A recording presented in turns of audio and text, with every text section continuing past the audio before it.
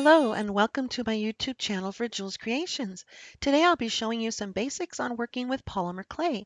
I love polymer clay because you can make literally any shape out of it. It's soft and moldable while you work with it, and you can mix your own color combinations or gradients. You can also mix colors to create custom shades like blending white and dark blue or purple for a softer hue. And then after you bake it, it hardens permanently. And then after curing, you can add some finishing touches to enhance your project. We'll talk more about that later.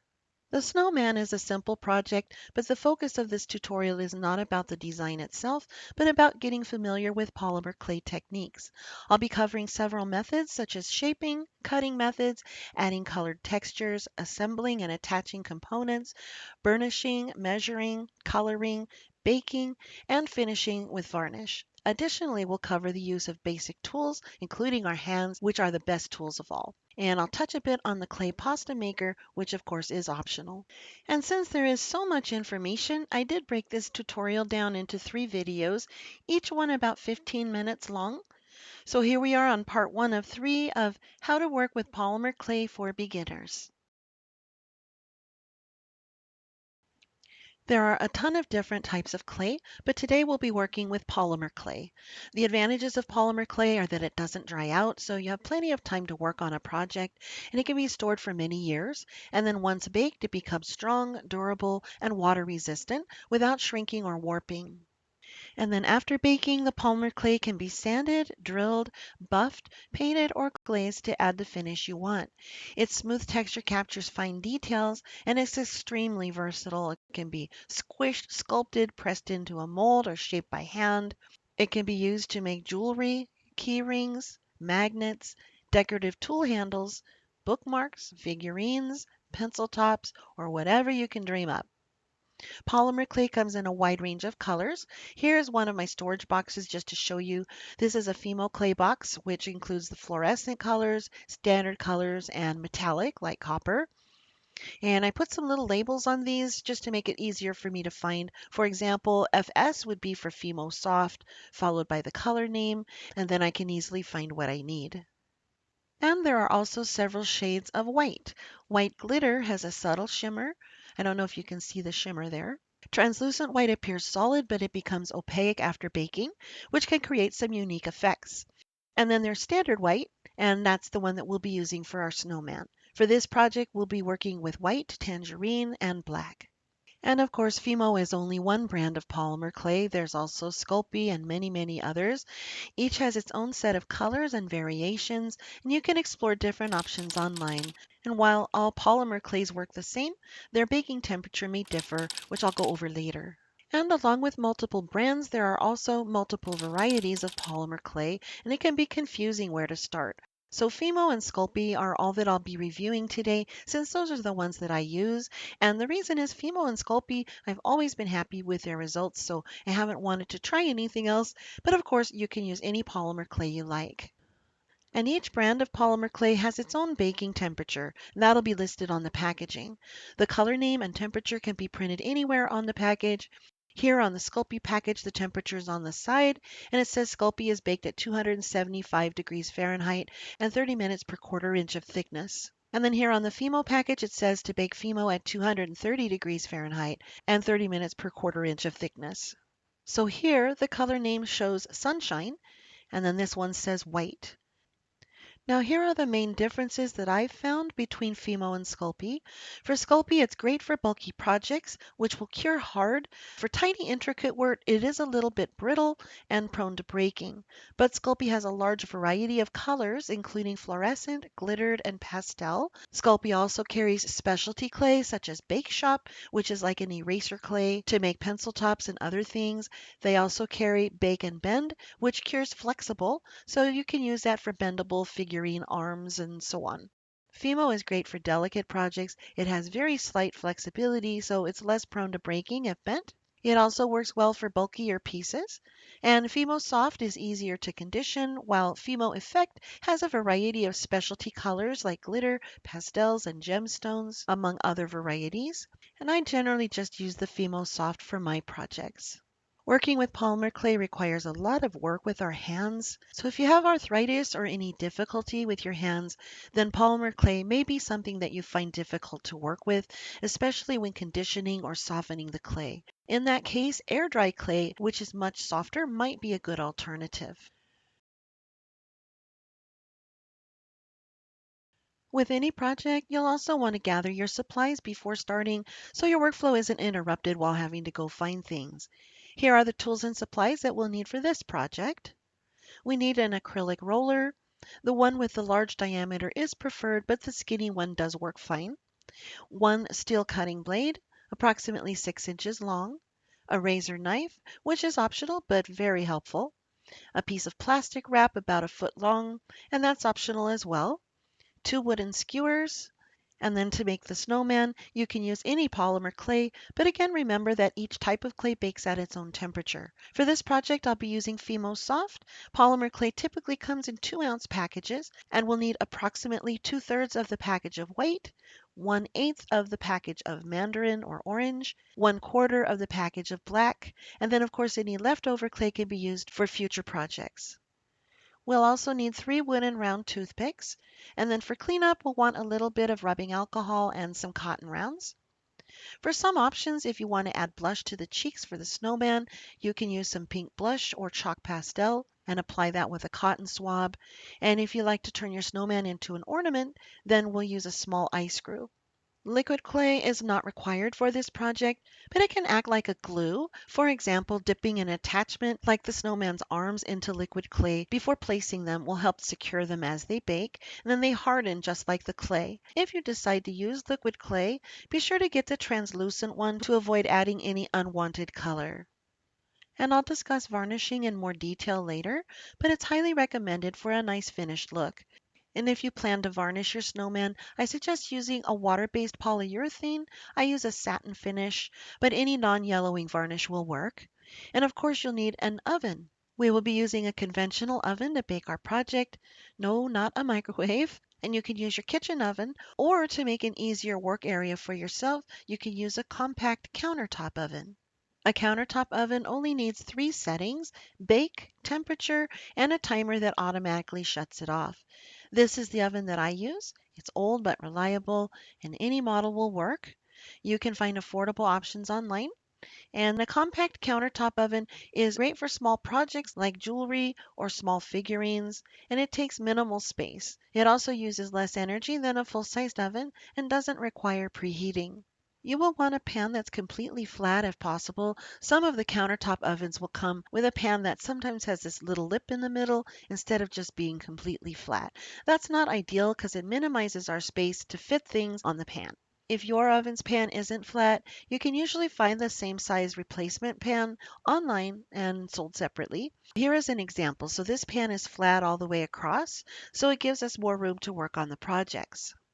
Now, a pan can get very hot, and we do want to prevent that from burning or scorching our clay. To do this, we can line it with some parchment paper or aluminum foil. And if using foil, avoid folding the edges because that will create uneven layers and that will make the surface unlevel. So instead, we can lay the foil over the pan and then press along the edge to create an indentation and then just trim it to size. And it doesn't have to be perfect. We want to always place the shiny side down to minimize any unwanted shine on the bottom of your project. Or even better, we can use parchment paper to completely avoid the shine. And since polymer clay bakes at a low temperature, parchment paper is perfectly safe for small projects. You can also use a ceramic tile, which distributes the heat more evenly and helps prevent burning the bottom of your project. So we can use a pan lined with parchment paper, a pan lined with foil, or we can use a ceramic tile. Okay, let's set up our work area. We'll need a piece of wax paper about a foot long and some tape to secure it to the table. We're going to smooth the paper flat with our hand and then tape down each corner. And then we'll tape along the edges, placing half the tape on the paper and half on the table.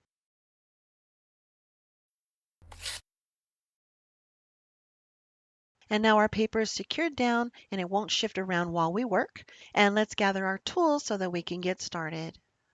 So let's grab our acrylic clay roller, our steel cutting blade, And then take a look at the blade. You'll notice that one side is sharp and tapered for cutting, while the other is dull and rounded to protect our hand.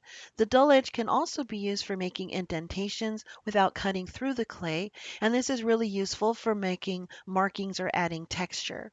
You'll also want to use a razor knife. This is optional, but I'll show you how to use it later. Then optionally, we have our piece of plastic wrap. I'll leave that in the box for now. And we need two wooden skewers. And again, you can use any polymer clay. For this project, I'll be using the Fimo Soft in white and orange and black.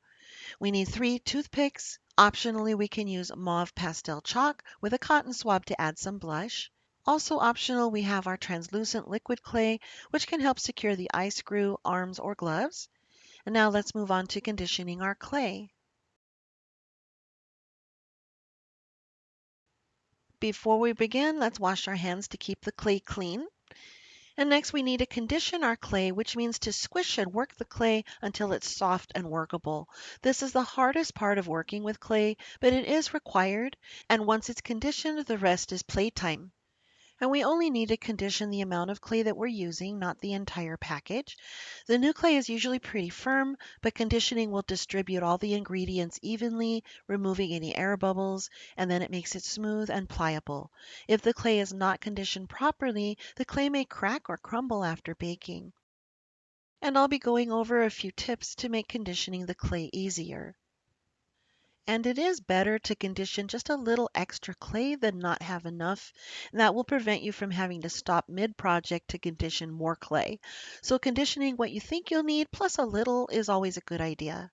So now one trick is to pre-warm the clay. You can do this by placing the package between your thighs or sit on it for 5 minutes to warm it up. Yes, I said that. Or you can place the clay in a sealed zipper bag and submerge it in some warm water, not hot, for about 5 to 10 minutes. Now, darker colored clay can stain your hands and transfer onto your lighter colors. So to avoid this, we want to condition the lighter colors first, then the mediums, then the darks. Of course, you can wash your hands between colors as well. Now we use the sharp edge of our cutting blade to cut open a package of clay, and we want to start with small sections. We're going to twist them to warm them up, and if the clay was pre-warmed, the clay will already be a bit softer. To avoid trapping air bubbles, you can flatten the clay first with a roller and then fold it, working from one edge to the other to push any air out. Then just keep working the clay, twisting it back and forth, then rolling it with the roller, which also softens the clay more, and then folding it over again, making sure not to get any air pockets.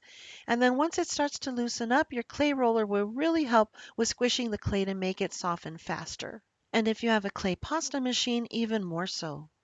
And then when the clay is soft, you'll want to test it. And it should be soft enough that when you pull it apart, it doesn't crumble. If it crumbles, then it needs to be conditioned more. It will take some time to condition the clay, so be patient. Just think of it as a stress relief. Take those aggressions out. Then once your clay is conditioned, you can clean your workspace with rubbing alcohol and cotton to prevent color transfer. And of course, we want to wash our hands.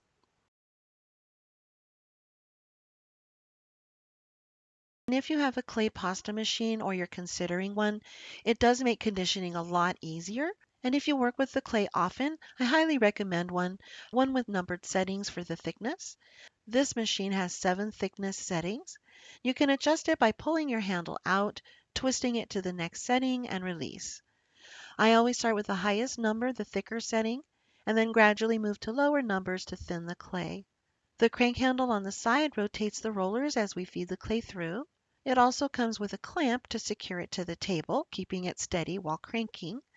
So the clamp goes here and then curves around the tabletop, and then you twist the clamp tight onto the table. Now I will tell you, I moved the pasta machine here under the camera so you can see it, but on this table there's a piece of metal underneath which is preventing me from tightening it down completely. So it's going to move around a bit while I'm demonstrating. Of course, not all tables have that issue. I usually put my pasta machine in the corner where there's no metal under it. Anyway, you take a piece of clay and you can squish it somewhat flat if you want, or roll it out, or roll it into a tube. And then you just push it through the machine while you turn the crank. And then that will give you a nice flat slab, perfectly even and smooth. If you don't have a pasta machine, there are other ways to get a flat, even slab. You can take some skewers or two small stacks of playing cards of equal height and put them on each side of your clay, and then use your acrylic roller to flatten the clay. The skewers or cards prevent the clay from getting too thin, and you can adjust the thickness by using different widths of skewers or varying the number of cards. And I want to show you that the pasta machine can get really dirty from the oils in the clay, and the rollers can also get little bits of colored clay, and that might transfer onto your next batch of clay. So let me show you real quickly how to clean it. To clean the pasta machine, we can use a cotton pad with a little rubbing alcohol.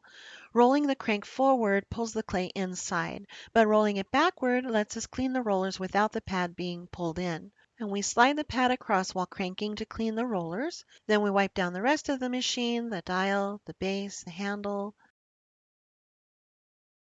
And now it's just like new, ready to begin again. Part 2 of 3 will be next. Feel free to take a break, and I'll see you at the next video.